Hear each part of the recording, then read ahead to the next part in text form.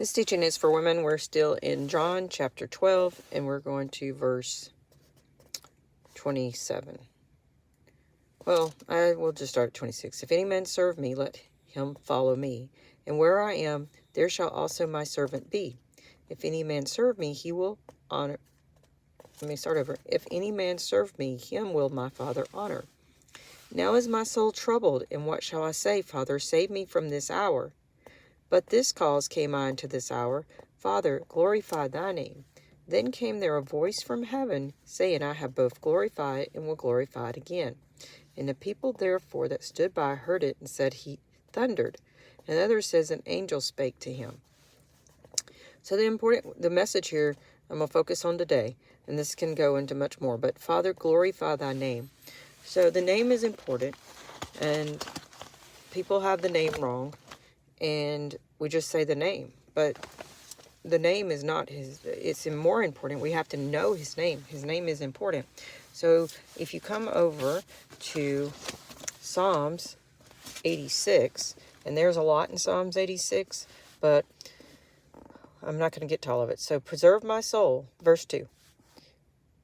Well, bow down thy ear, O Jehovah, hear me, for I am poor and needy.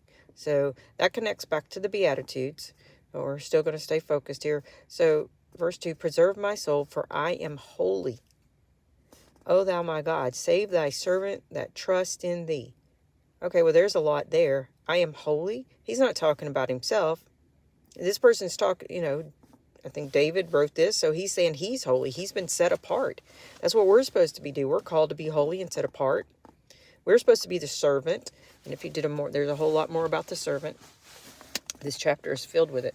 So, but verse 9, all nations who thou hast made shall come and worship before thee, O Lord, and shall glorify thy name. There's the key. There's your key. Look, glorify thy name, for thou art great. Doest wondrous things, thou art God alone.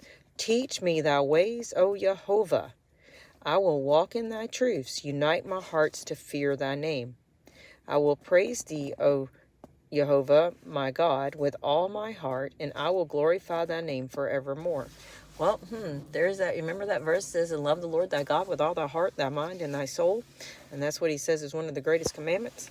And then you're to love thy neighbor as yourself. So, and that's in Deuteronomy 4-8. Just keep going back to Deuteronomy 4-8. That is the Holy Covenant. All right. So, and quickly, we're going to run over here to Jeremiah 32, verse 38. And they shall be my people, and I will be their God. And I will give them one heart, one that they may fear me forever, for the good of them and their children. And